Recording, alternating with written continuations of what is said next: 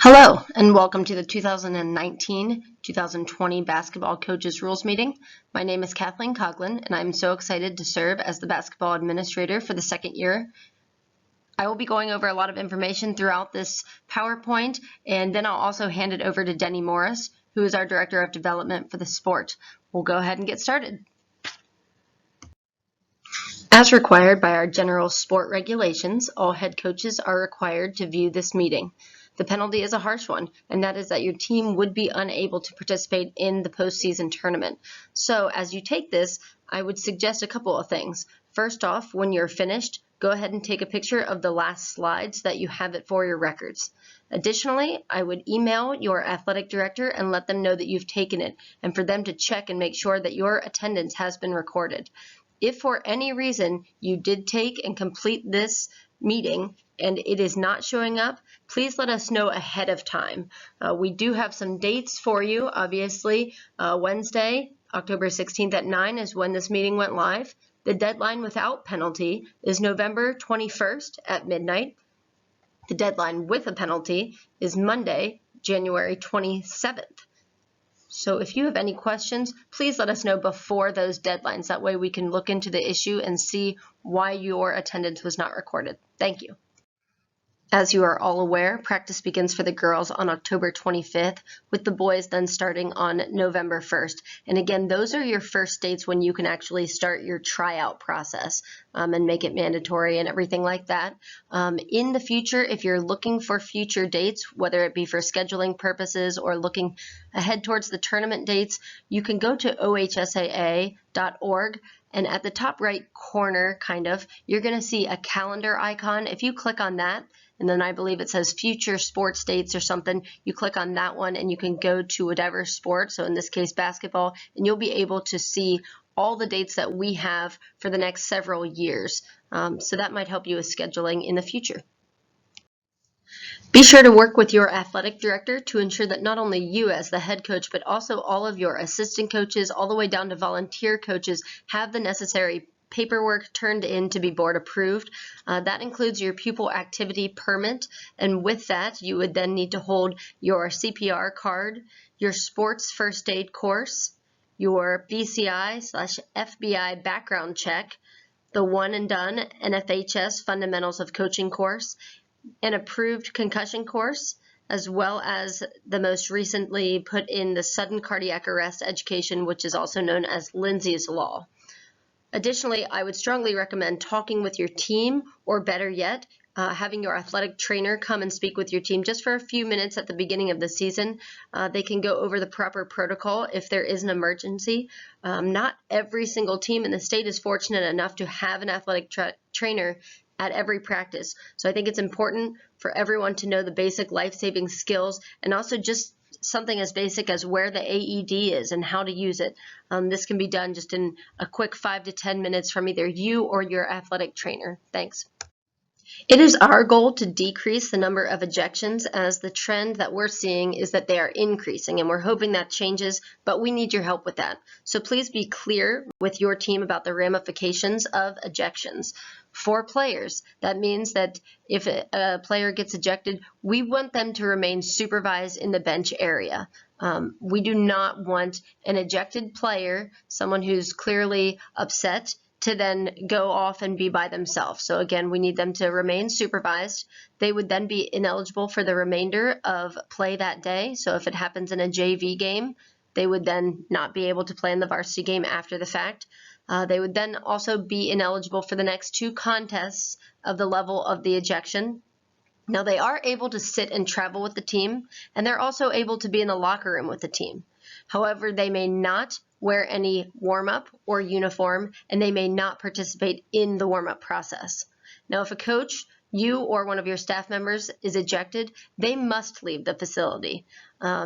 They cannot go up into the bleachers at that point. They need to leave the facility, go hang out in the locker room until everyone's done, and then ride back on the bus.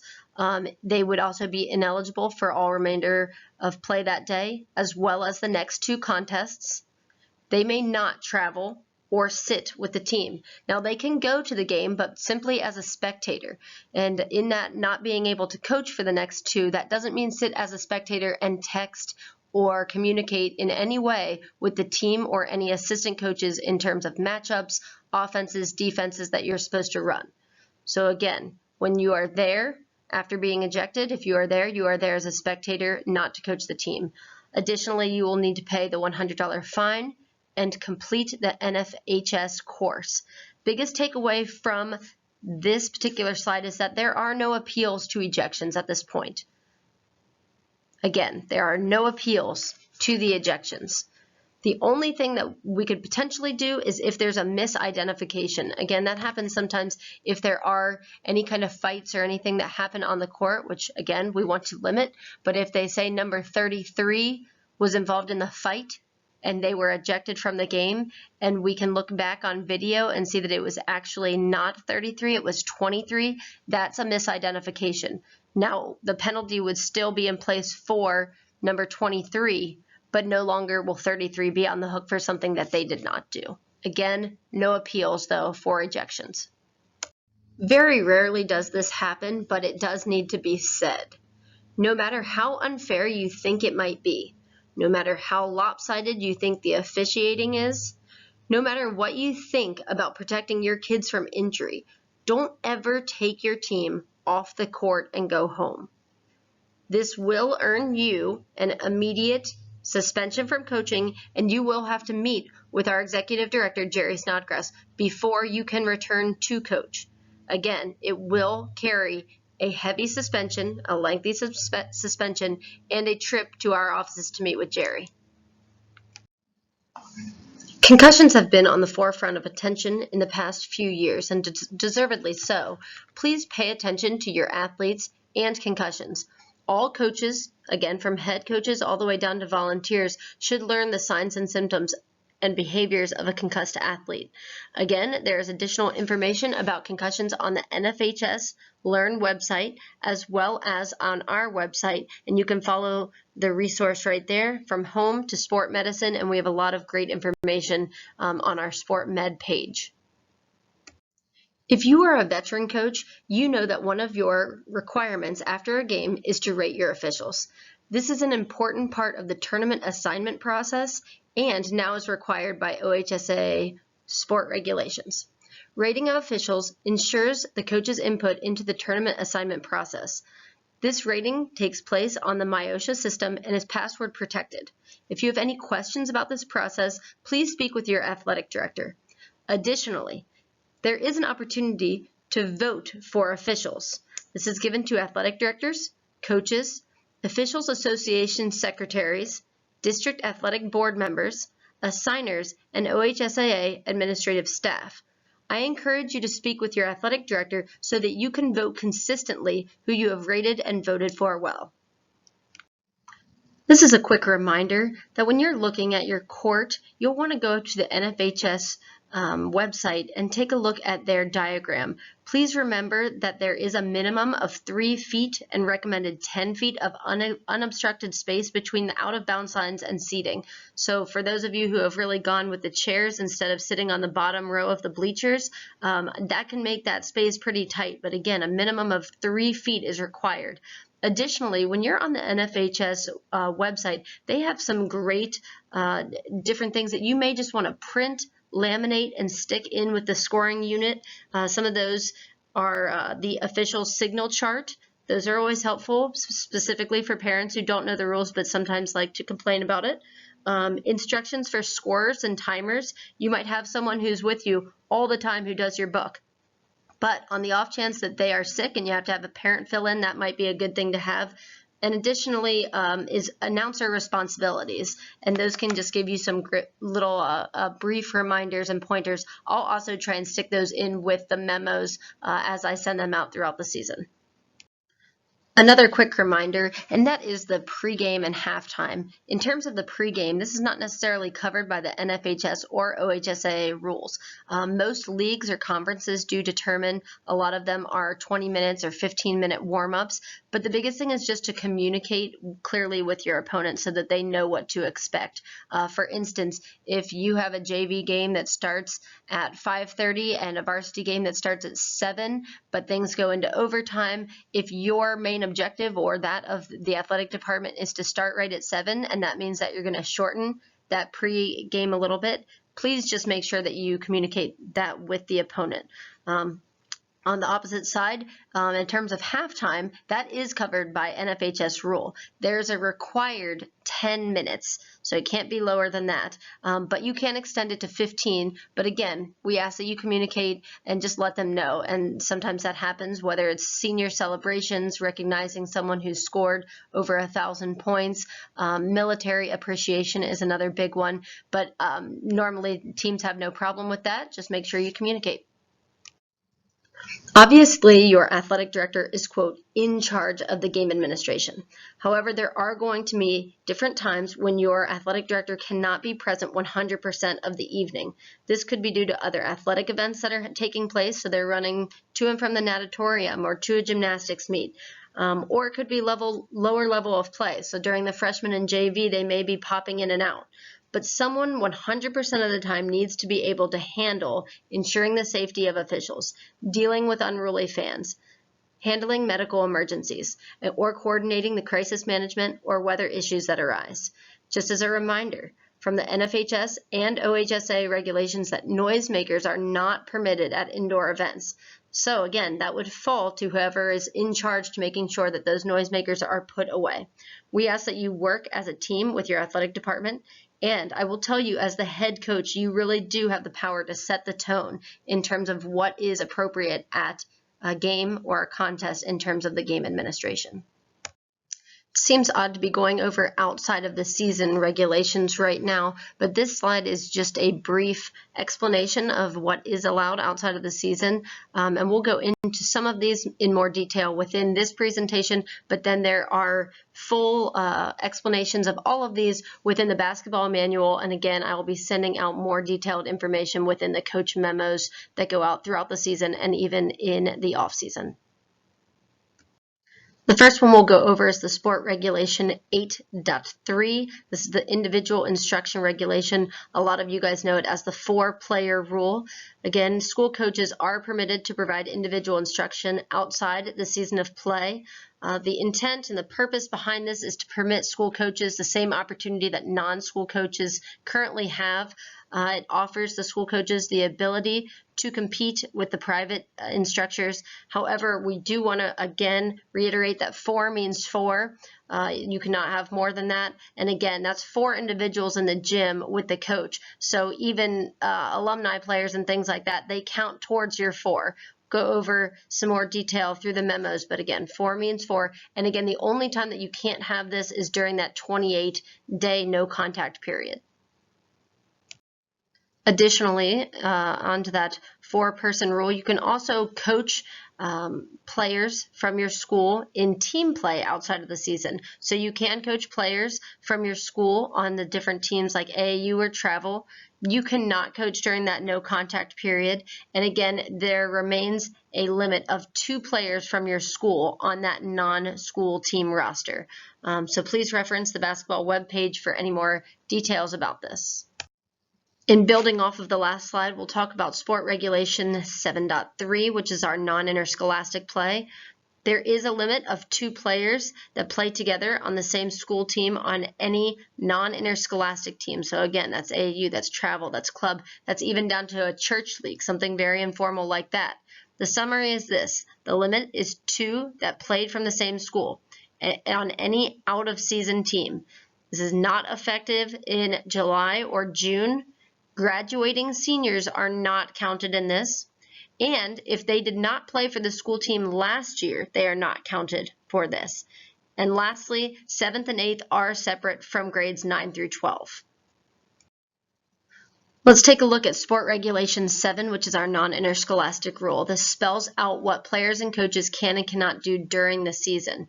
Biggest thing is that you want to make sure you communicate with your team that players cannot work out, try out, practice, or play with any AAU, travel, club, church teams at all. Players also cannot work out, try out, practice, or play in any type of college ID camp or showcase, or when they're going on a college visit, they can't work out with a team. If you find that this has happened, you need to make sure that you sit them out immediately and contact our office. Talk to your athletic director, as this is a sport violation. And if they go ahead and play without seeking the proper ramifications, it is possible that you will have to forfeit some games. So again, as soon as you find out that this has been violated, hopefully that doesn't happen, you need to let our office know immediately. There have not been any recent changes to this, so for many of you this is simply review, but let's go over it. In terms of what you're able to do, scrimmages, you can have 5 per team. They can be any time throughout the season. We get this question a lot, even into tournament time. So make sure if you have additional ones to give, you can go ahead and use those. There is a limit of 3 hours on those, and additionally, you have to count any practices with other teams as a scrimmage. Anytime you have another team in the gym with you, that's counted as a scrimmage. Again, limit is 5. And for those scrimmages at this point, no one can charge for them. So if you happen to see your athletic director setting up a cash box and everything, tell them, no, you can't do that for scrimmages. However, you do have one preview that's permitted. This has to occur between the start of the season and your first game. This one, admission may be charged, but only you're limited to 1/2 of a normal game. That's all you can play, is 1/2 of a normal game. Additionally, let's talk real quickly about out-of-state travel, but this is one that we really want to make sure we pay attention to. If you are traveling to a bordering state, there's no restrictions. You can do that as many times as you want to throughout the course of the season. However, if you're going to a non-bordering states, you are limited to 1 time per season. And the most important thing to recognize is that you cannot miss any school to travel to a non-bordering state. So if you're going to a trip in Florida and California over winter break, make sure that you miss 0 school for that trip. If you have any questions about this one, please let me know ahead of time. Most of these travel plans are made so far in advance, but let's make sure that if we have questions, we ask, because again, the consequence for violating that out-of-state travel is that you are out of the tournament for the season, and that's the last thing we want to see. This is another one that has not changed in the last few years, and that is your player limitations in terms of quarters. Players are limited to 110 quarters in the regular season, and players are limited to 5 quarters per day. So what happens when this is not followed? If it is noticed in terms of the quarters per day, the players are actually going to be removed, and administrative technical foul will be assessed. And then all quarters will still count towards that player's total for the regular season. If it is noticed that in terms of the quarters per season has gone over, then the player becomes ineligible. And you would have to forfeit if you've played with an ineligible player. So again, this happens towards the end of the season. So make sure that you're tracking these, because again, it will result in a forfeiture, and that player becomes ineligible for the remainder, including the tournament. This rule goes across the board for all sports, but want to make sure that we mention it.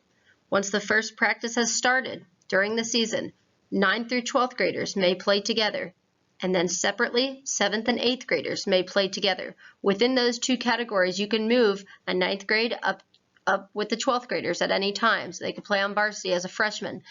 Just like 7th and 8th, you can split that team up and have an A team and a B team, and have 7th graders and 8th graders playing on both. But again, that's just 7th and 8th graders. 7th and 8th graders may never practice or compete with 9th through 12th graders during the season. If you have any transfer students who will be playing on your team, the first thing you need to do is contact your athletic director.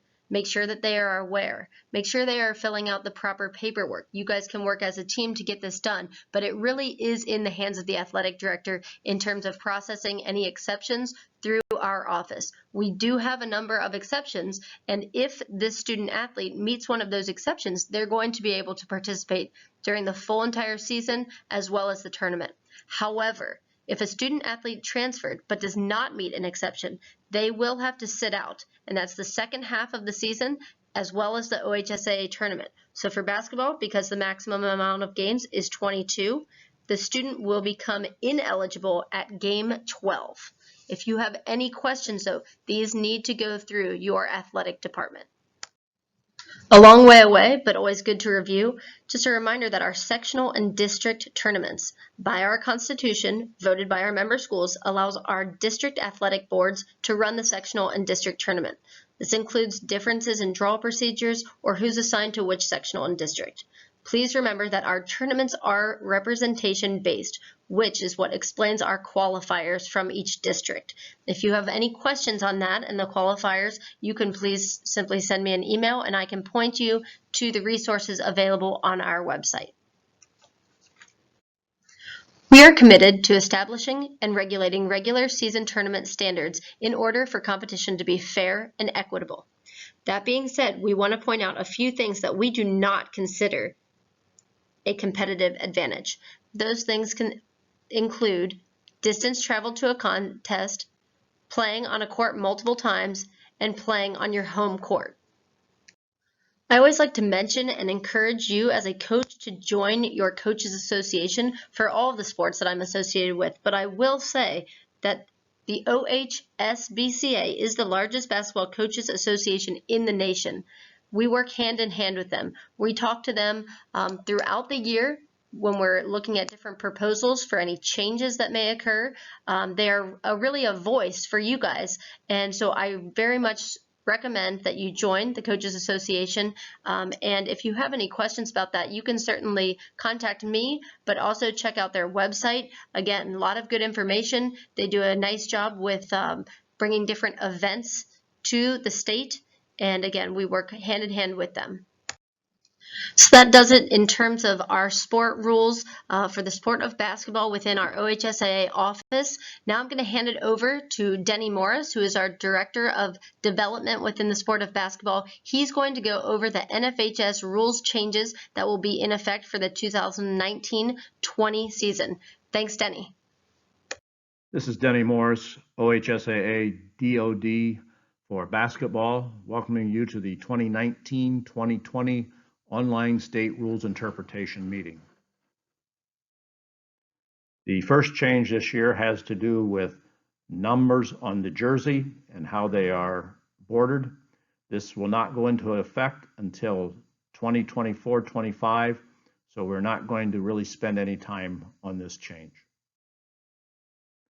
The second change deals with headbands. Apparently they decided it's time to revisit this again. A reminder that a headband is an item that goes entirely around the head. It's circular in design with no extensions. Only one headband is permitted, and it must be worn on the forehead or the crown and not around the neck.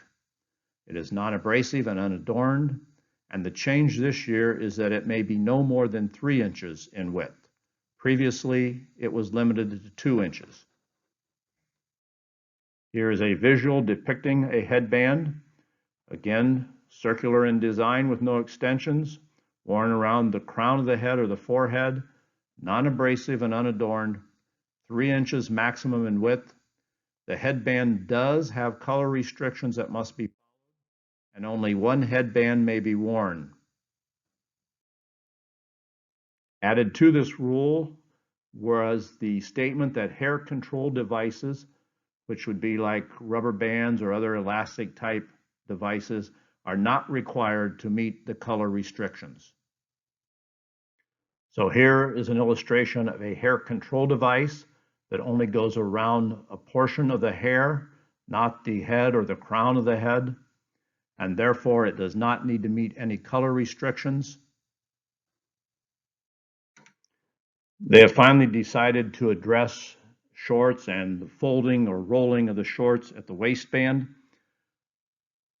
As long as the drawstring is not exposed and that the other shorts are worn in a normal position, so there's no harm to a player and nothing objectionable is being exposed, there's no restriction on folding or rolling the shorts at the waistband seam. Obviously, this change has been long overdue. Again, as we did last year in Ohio, they are allowed to roll the waistband seam, provided that multiple logos are not visible. Those would be the manufacturer's logos. So they would have to roll it down so that those were not exposed. The drawstring cannot present a safety hazard, so that needs to be tucked in. and the anatomy is sufficiently covered. Really, this is not a new rule change. Mouth guards have been legal for many years. They are recommended, but they remain optional. And again, they are not mandatory. Rule 10.5.5 note is a significant change and addition to the rule that not only the head coach, but also any number of assistant coaches may enter the court in a situation where a fight may break out or has broken out to prevent the situation from escalating. I would remind you to please review the rule as it pertains to players, substitutes, coming off the bench during a fight situation and the appropriate penalties and enforcement. But remember, this year now, assistant coaches may come out and help to prevent the situation from escalating. However, they should not be out there adding to the confrontation. Now let's look at the points of emphasis for the upcoming season. If you didn't catch it the first time, here is a review of the rule and the differences between headbands and hair control devices. The significant point is that they are not the same, they are not interchangeable, and headbands have color restrictions. Hair control devices have no color restrictions, and a reminder that items such as bobby pins, beads, barrettes, and any other type of items that are made of hard substances are not permitted to be worn. And again, here are the differences illustrated for you. Silicone bracelets, similar to the metal medical alert bracelets, are legal and can be worn. However, they also must be taped down to the wrist with just the medical information showing so that they do not present any kind of a hazard or danger to players.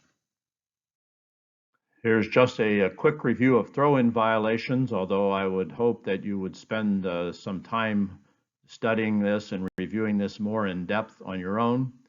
But the throw-in and the throw-in count begin when the ball is at the disposal of the player of the team that's entitled to the throw-in. And then the throw-in ends under various situations, one being when the pass ball touches or is touched by another player in bounds, when the pass ball touches or is touched by a player who is out of bounds, except as in 7.5.7, that would pertain to the pass along the baseline after a made field goal. The throw-in also ends when the throwing-in team commits a violation. Also a reminder that the throw-in spot is 3 feet wide with no depth limitation, so they actually can retreat back to the wall. It is established by the official prior to putting the ball in play at the thrower's disposal. Their pivot foot restrictions are not in effect during a throw-in. Therefore, you cannot have a traveling violation on a throw-in. However, the thrower must keep 1 foot on or over the designated spot until the ball is released, but they are allowed to move 1 or both feet during this process. So here's an example where the official has designated the throw-in spot. There's no restrictions on the pivot feet. The thrower in must keep 1 foot on or over that designated spot, which remember is 3 feet in width. And if they leave that spot prior to the throw-in, prior to releasing the ball, that is a violation. Then to review the throw-in violations, one, as I just mentioned, would be to leave the designated throw-in spot prior to releasing the ball. Second one would be to not pass the ball directly into the court so it touches or is touched by another player, in bounds or out of bounds on the court, before it goes out of bounds untouched. The third violation would be to pass the ball so it goes directly out of bounds prior to touching another player. And the fourth violation is to not release the ball on a pass directly onto the court within 5 seconds. And here's an illustration of the violation where you need to pass the ball so that it goes directly onto the court and touch another player. If it goes out of bounds without touching a player, that would be a violation. It is also a violation to pass the ball between two teammates out of bounds, outside the boundary line, with the exception of after a made field goal, then it is permissible along the baseline. And then again, the throw-in pass must be released within 5 seconds. And then a brief mechanics reminder that after a violation is called, or a foul is called, or a timeout is called, that the ruling official needs to indicate the designated throw-in spot so that everyone knows prior to reporting or prior to the timeout where the throw-in will occur from. 2 brief corrections to the rule book. Rule 4-41-7, delete or try for field goal from the statement in the rule. And then Rule 10-6-1, add and any number of assistant coaches along with the head coach to make that statement correct as to who may enter the court during an altercation. You have now completed the online rules meeting. What I ask that you do right now is go ahead and take a screenshot or take a picture of this particular slide, again, to ensure that we have attendance records for you. Again, please email your athletic director to make sure that they see the attendance that you viewed this meeting. Additionally, I would just like to thank you in advance for your cooperation throughout the season. I'm looking forward to a great season. And again, I am here to serve you. So if you need anything at all, if you have any questions, please don't hesitate to reach out or ask your athletic administrator to reach out. Again, we're here to help you guys, and we look forward to a great season. Thanks.